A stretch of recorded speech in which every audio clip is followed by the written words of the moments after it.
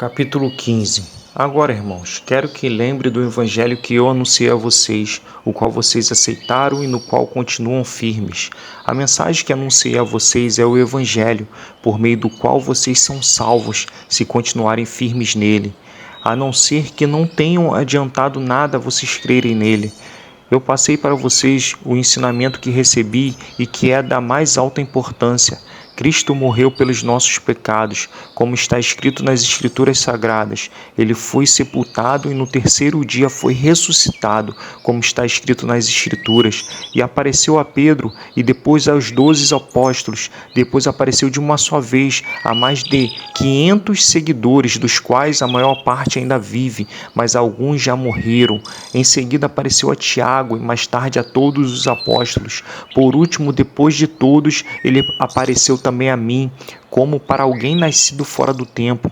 De fato, eu sou o menos importante dos apóstolos e até nem mereço ser chamado de apóstolo, pois persegui a igreja de Deus. Mas pela graça de Deus sou o que sou, e a graça que Ele me deu não ficou sem resultado. Pelo contrário, eu tenho trabalhado muito mais do que todos os outros apóstolos. No entanto, não sou eu quem tem feito isso, e sim a graça de Deus que está comigo. Assim, não importa se a mensagem foi entregue por mim ou se foi entregue por eles. O importante é que foi isso que todos nós anunciamos e foi nisso que vocês creram. Se a nossa mensagem é que Cristo foi ressuscitado, como é que alguns de vocês dizem que os mortos não vão ressuscitar? Se não existe a ressurreição de mortos, então quer dizer que Cristo não foi ressuscitado.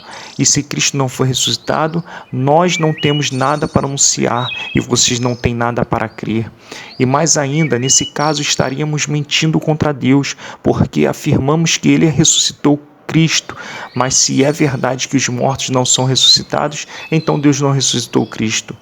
Porque se os mortos não são ressuscitados, Cristo também não foi ressuscitado.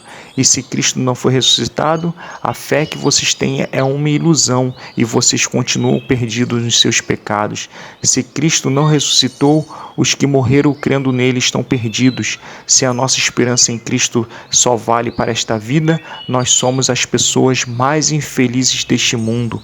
Mas a verdade é que Cristo foi ressuscitado, e isso é a garantia de que os que estão mortos também serão ressuscitados, porque assim como por meio de um homem veio a morte, assim também por meio de um homem veio a ressurreição.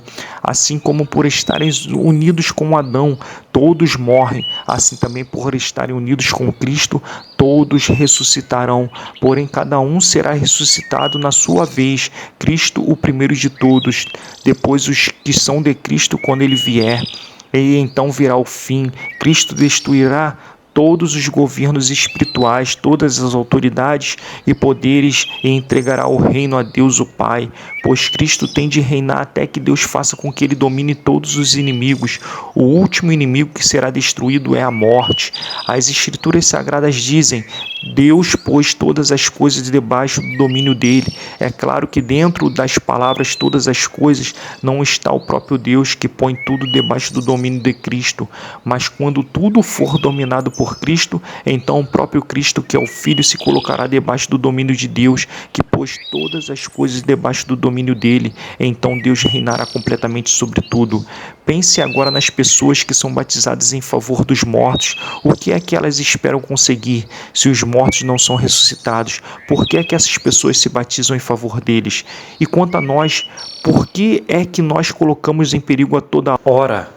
Irmãos, eu enfrento a morte todos os dias. Se afirmo, é pelo orgulho que tenho de vocês, pois estamos todos unidos com Cristo Jesus, o nosso Senhor.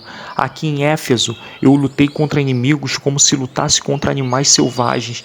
E se fiz isso somente por interesses humanos, o que foi que eu consegui com isso? Se é verdade que os mortos não são ressuscitados, façamos o que diz o ditado: comamos e bebamos, porque amanhã morreremos. Não se engane, as más companhias estragam os bons costumes. Comecem de novo a viver uma vida séria e direita e parem de pecar. para fazer com que vocês fiquem envergonhados. Eu digo o seguinte, alguns de vocês não conhecem a Deus, mas alguém perguntará, como é que os mortos são ressuscitados? Que tipo de corpo eles vão ter? Seu tolo, quando você semeia uma semente na terra, ela só brota se morrer.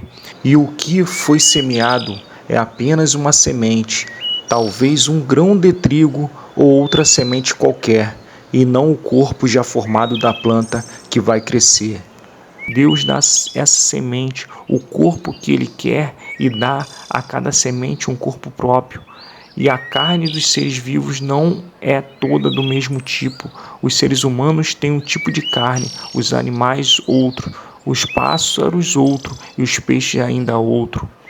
Há também corpos do céu e corpos da terra. Existe um tipo de beleza que pertence aos corpos celestes e há outro que pertence aos corpos terrestres. O sol tem o seu próprio brilho, a lua outro brilho e as estrelas têm um brilho diferente. E mesmo as estrelas têm diferentes tipos de brilho, pois será assim quando os mortos ressuscitarem. Quando o corpo é sepultado, é um corpo mortal, mas quando for ressuscitado, será um corpo imortal. Quando ele é sepultado, é feio e fraco, mas quando for ressuscitado, será bonito e forte. Quando é sepultado, é um corpo material, mas quando for ressuscitado, será um corpo espiritual. É claro que se existe um corpo material, então tem de haver também um corpo espiritual, porque as Escrituras Sagradas dizem: Adão, o primeiro homem, foi criado como ser vivo, mas o último Adão, Jesus Cristo, é o Espírito que dá vida. Não é o espiritual que vem primeiro, mas sim o material. Depois é que vem o espiritual. O primeiro homem foi feito do pó da terra, o segundo veio do céu. Os que pertencem à terra são como aquele que foi feito do pó da terra. Os que pertencem ao céu são como aquele que veio do céu. Assim como somos parecidos com o homem feito do pó, assim também seremos parecidos com o homem do céu. Meus irmãos, o que eu quero dizer é isto: o que é feito de carne e de sangue não pode ter parte no reino de Deus, e o que é mortal não pode ter a imortalidade. Escutem bem este segredo: nem todos vamos morrer, mas todos nós vamos ser transformados num instante, num abrir e fechar de olhos. Quando tocar a última trombeta, ela tocará, os mortos serão ressuscitados como seres imortais, e todos nós seremos transformados, pois este corpo mortal precisa se vestir com o que é imortal. Este corpo que vai morrer precisa se vestir com o que não pode morrer. Assim, quando este corpo mortal se vestir com o que é imortal, quando este corpo que morre se vestir com o que não pode morrer, então acontecerá o que as Escrituras Sagradas dizem: a morte está destruída, a vitória é completa.